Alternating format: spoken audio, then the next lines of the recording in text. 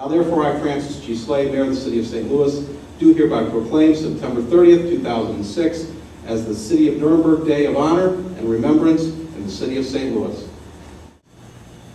Both our cities, Mayor Slade, follow a common goal, promoting human rights as the indispensable basis for justice and peace in our world. I would therefore like to express the wish of our Lord Mayor, and particularly my wish, that this day might be the starting point for a close friendship and cooperation between this wonderful city, St. Louis, and Nuremberg.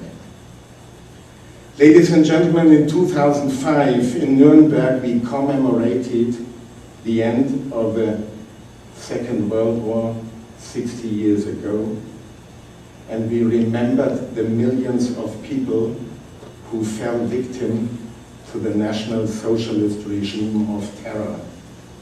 On the occasion of our events commemorating the beginning of the trial of the main war criminals 60 years ago, I met a young man, a personality from your city who impressed me deeply, named Whitney.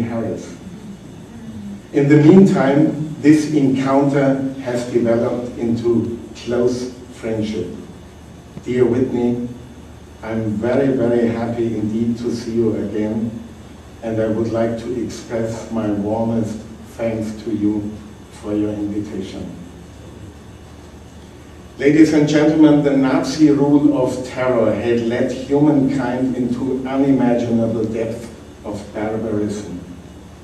It was with this impression in mind that the United Nations underlined their firm belief in fundamental human rights and in the dignity and worth of the human person in the UN Charter and in the Universal Declaration of Human Rights.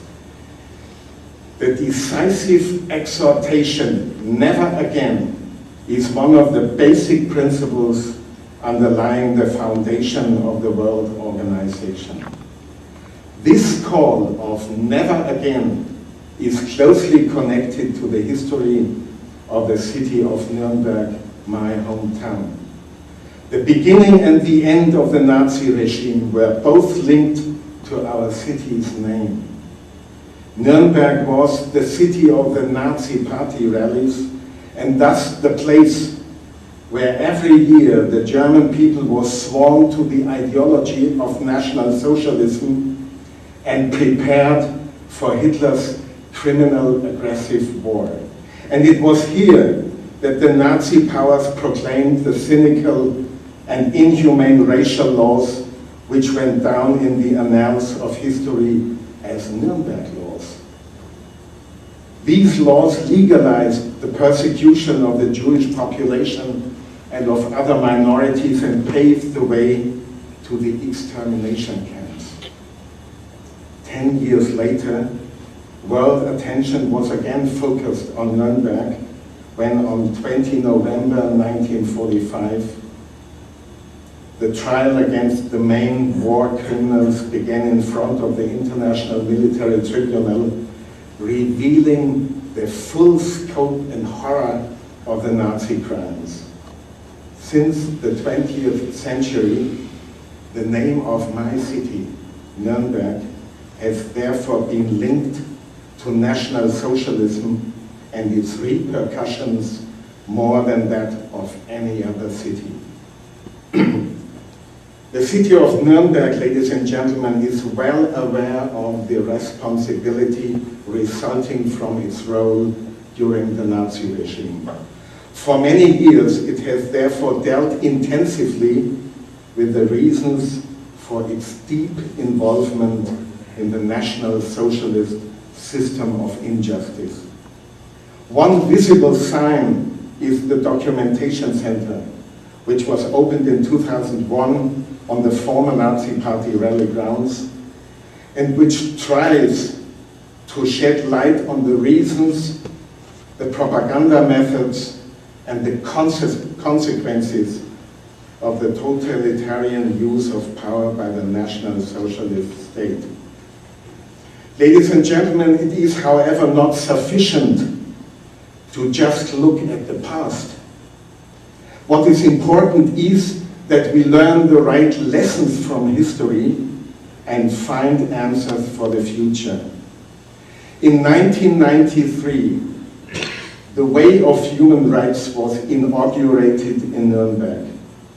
It consists of 30 pillars, each of them inscribed with a short version of one of the articles of the 1948 Universal Declaration of Human Rights. This work of art carries an unambiguous message. The responsibility for human rights is one of the answers for the future, for those rights continue to be seriously violated every day and everywhere in the world.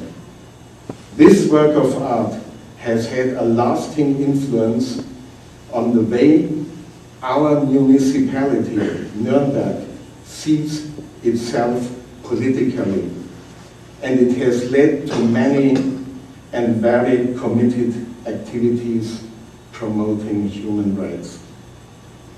The goal the city has set for itself, the goal of becoming a city of peace and human rights, as an answer to the city of the Nazi party rallies, is to signalize that Nuremberg has indeed learned its lesson from history. But at the same time, we understand this motto to be a task which Nuremberg and its citizens must continually strive to achieve. The award presented to our city is an incentive and an obligation to continue on this path. My heartfelt thanks for this to you, Mayor Slay, and to the city of St. Louis.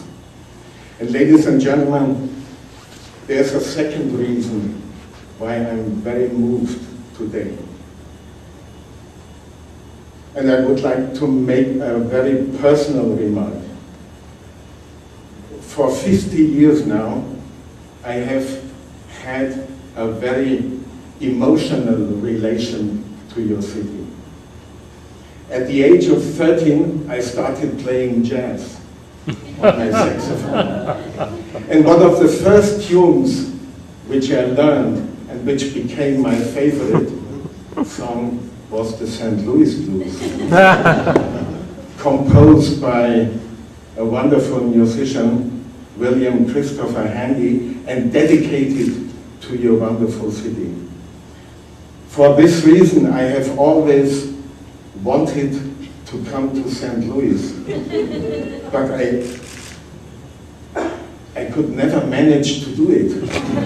I don't know why, but now I'm here. And you can imagine I'm moved in a double way. I received an award for the city of Nuremberg, and I'm in the city to which this song, which I have been playing, I think 1,000 times, was composed. Thank you very much for this moving event.